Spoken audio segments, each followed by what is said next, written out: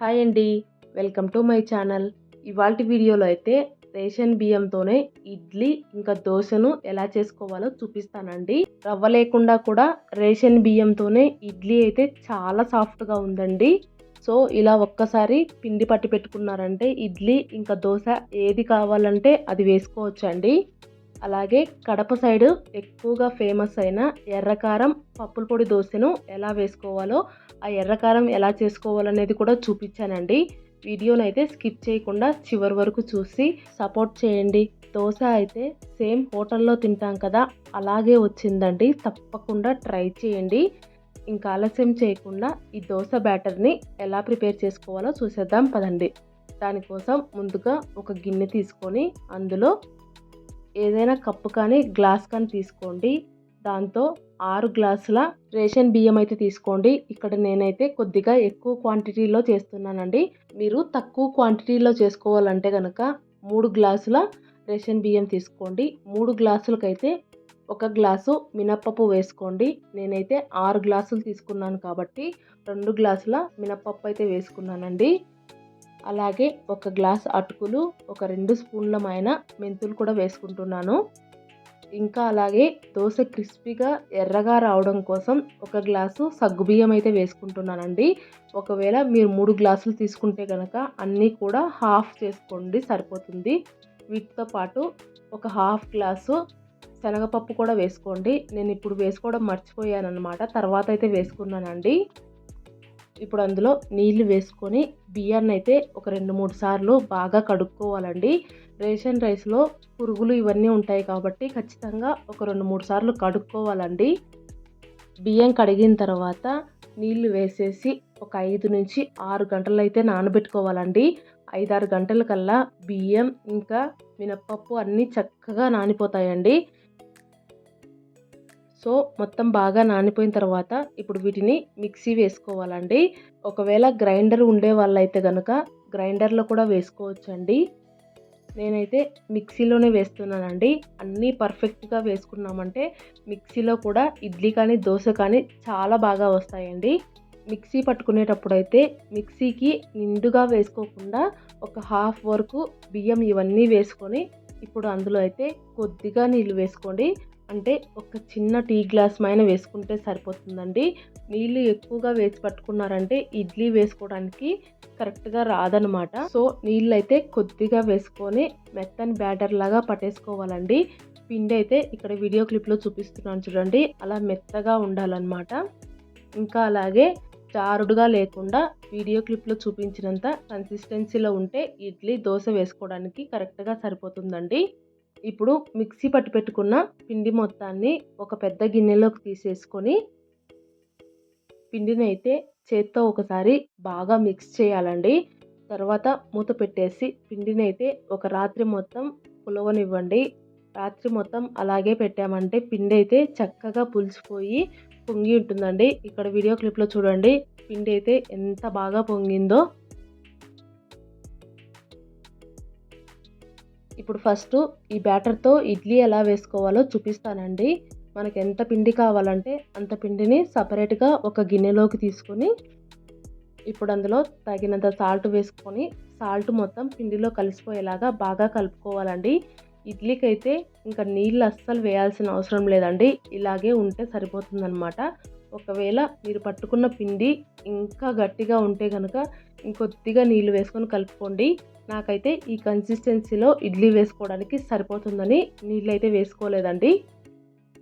పిండిని కలుపుకున్న తర్వాత గ్యాస్ పైన ఇడ్లీ పాత్ర పెట్టుకొని అందులో కొద్దిగా ఎసరు వేసి ఎసురుని తెరలనివ్వండి. ఈ లోపైతే ఇడ్లీ ప్లేట్లకి మనం కలిపి పెట్టుకున్న పిండిని అయితే ఇడ్లీలాగా వేసేసుకుందామండి. ముందుగా ఇడ్లీ ప్లేట్లకి కొద్దిగా ఆయిల్ అప్లై చేసేసి కలుపుకున్న బ్యాటర్ని అయితే ఇడ్లీలాగా వేసుకోవాలండి. ఇలా అన్నీ పర్ఫెక్ట్గా వేసుకొని చేసుకున్నారంటే సోడా వేసుకోవాల్సిన అవసరం కూడా లేదండి. ఇడ్లీలు అయితే చక్కగా పొంగుతూ వస్తాయి అన్నమాట. అన్ని ప్లేట్లకు కూడా ఇడ్లీ బ్యాటర్ వేసేసుకొని నీళ్లు మరుగుతున్న ఇడ్లీ పాత్రలో పెట్టేసి మూత పెట్టేసి మీడియం ఫ్లేమ్లో ఒక 15 నిమిషాలు ఇడ్లీని ఉడకనివ్వండి. ఒక 15 నిమిషాల తర్వాత చూపిస్తున్నాను చూడండి. ఇడ్లీ అయితే చక్కగా ఉడికిపోయిందండి. ఇడ్లీ పైన తేమ అనేది లేకుండా ఉన్నట్లయితే ఇడ్లీ పర్ఫెక్ట్‌గా ఉడికిపోయినట్లనమాట. ఇలా ఉడికిన తర్వాత గ్యాస్ ఆఫ్ చేసేసి ఇడ్లీ ప్లేట్‌లనైతే పక్కకు తీసేసుకోండి. బయటికి తీసిన ఇడ్లీ ప్లేట్‌లనైతే ఒక 5 నిమిషాల పాటు చల్లారనివ్వండి. అలా చల్లారనిచ్చామంటే ఇడ్లీ తీసుకోవటానికి ఈజీగా ఉంటుందండి. లేదంటే ఇడ్లీ మొత్తం ముద్ద ముద్దలాగా వస్తుందనమాట. అలాగే మనం ఇడ్లీ తీసుకునే స్పూన్‌నైతే కొద్దిగా నీళ్ళల్లో అద్దుకుంటూ తీసుకున్నామంటే ఇడ్లీ అనేది ఈజీగా వస్తుందండి. మీరే చూసారు కదా! ఇడ్లీ అనేది ఎంత బాగా వచ్చిందో. మీరు కూడా ఒకసారి ఇలా ట్రై చేయండి. ఇడ్లీలు అయితే చాలా చాలా బాగా వచ్చాయండి. ఇంట్లో ఇడ్లీ రవ్వ లేనప్పుడు ఇలా రేషన్ రైస్‌తో ఇడ్లీ చేసుకొని చూడండి. మీ ఇంట్లో వాళ్ళందరికీ చాలా బాగా నచ్చుతాయండి. సేమ్ హోటల్‌లో ఎలా ఉంటాయో అలాగే ఉంటాయండి.